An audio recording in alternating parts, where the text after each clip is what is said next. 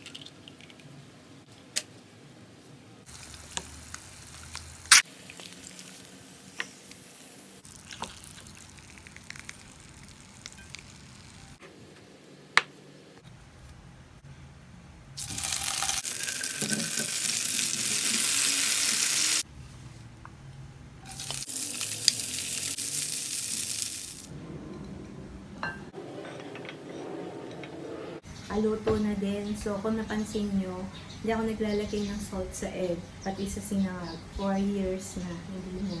At least yun man lang makatulong sa pag-lessen ng sodium intake namin pamilya. Mag-breakfast naman na kami, napagod din ako dun sa, napagod pero masaya kasi nitong mga nagdaang araw na sobrang lakas ng ulan. At tuwang-tuwa naman yung mga halaman.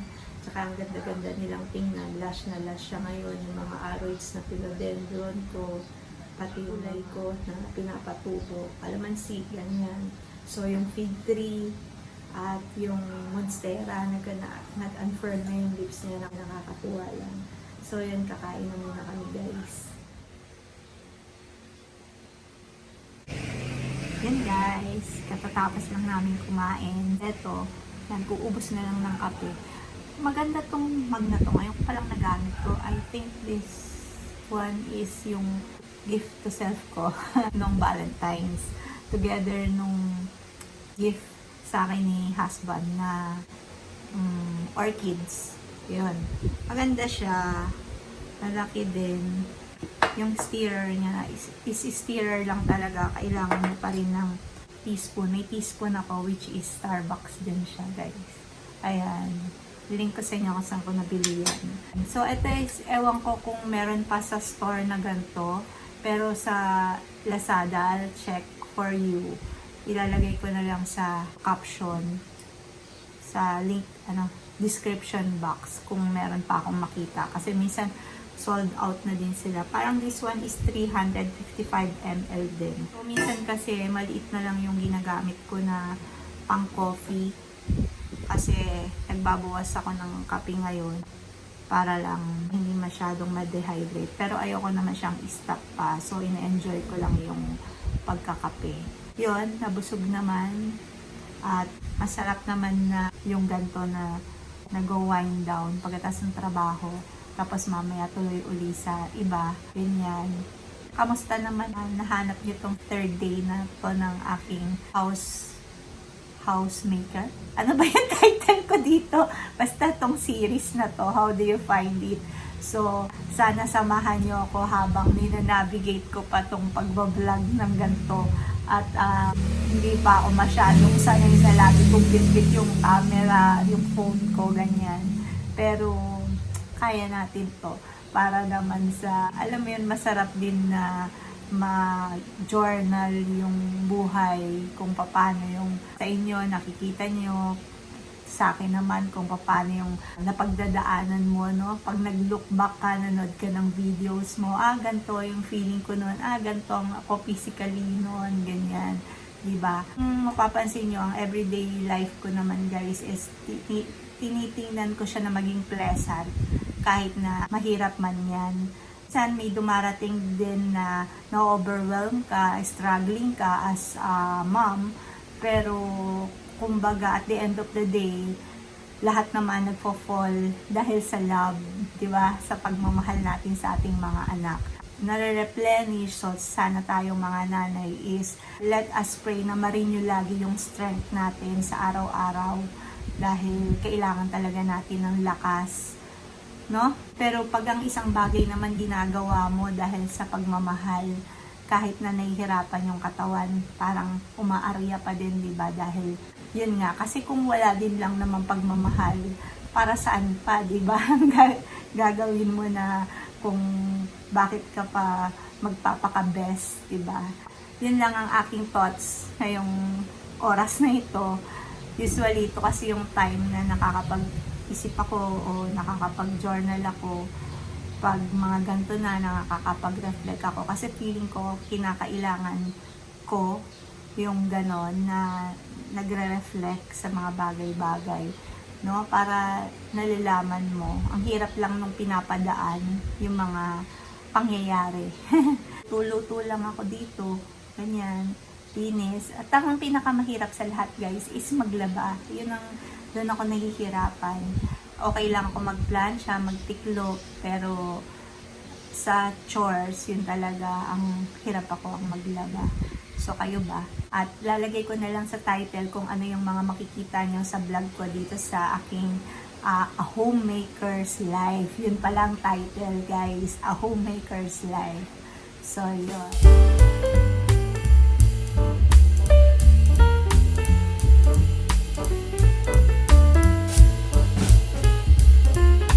Grabe guys, ang pawis ko. Tingnan nyo. Makakuha lang ng 2 abukado. Ang hirap anin. Itong isa, ito, ayaw magpakuha. Nandun kasi sa pinakadulo. Grabe. Ay, sarap kasi. Ay, nako. Yung mga malapit dito na nabigyan ko, di ba? Sarap naman talaga. Akala nitong abukado magi-give up ako. Hindi. Grabe ang pawis ko. Ay, nako. Nakadalawa ako. At tingnan nyo ang aking maganda tong panungkit na to.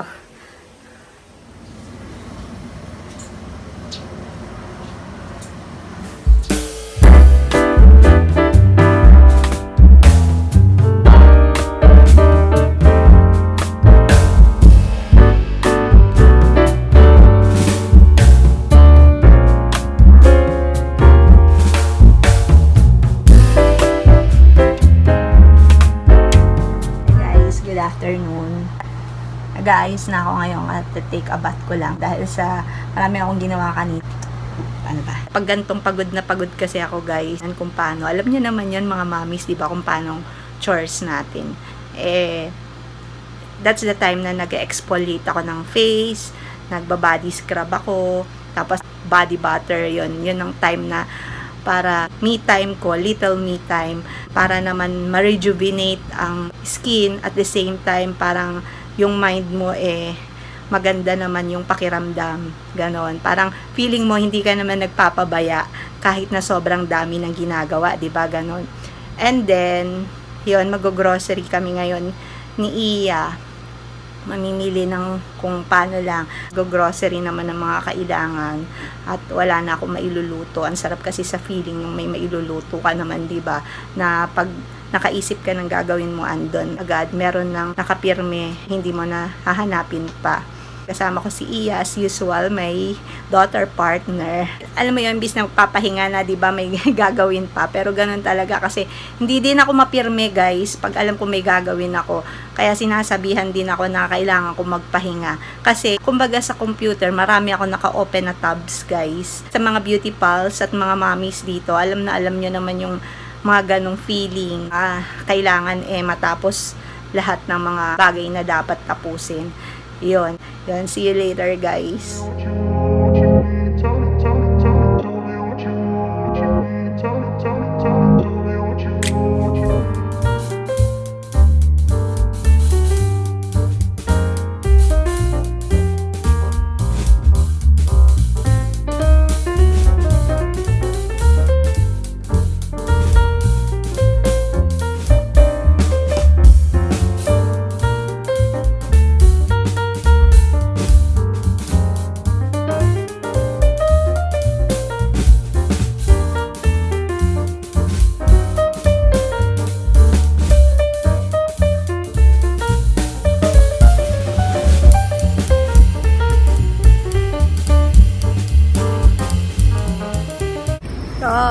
tapos na kaming mag-grocery ni Audrina. Ayan. Kaso, pagdating sa bahay, maglilinis pa. Diba? So, kain muna. Take out na lang kami ng pizza para makakain agad. Bye guys! Until sa susunod ulit. At ewan ko kung makapag-vlog pa ako mamaya pagka dating sa bahay. At sobrang madaming gagawin. Titingnan natin. I-clip ko dito guys. Thank you so much for watching. Subscribe kayo kung hindi pa nagsusubscribe. Ha? Bye!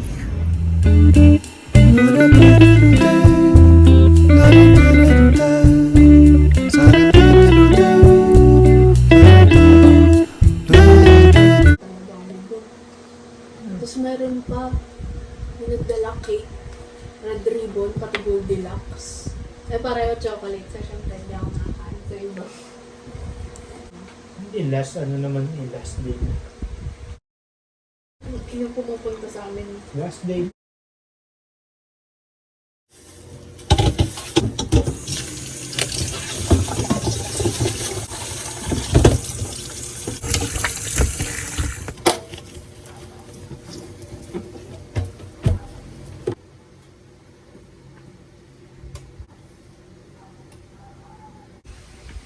Let me end my video here guys. Thank you guys for watching.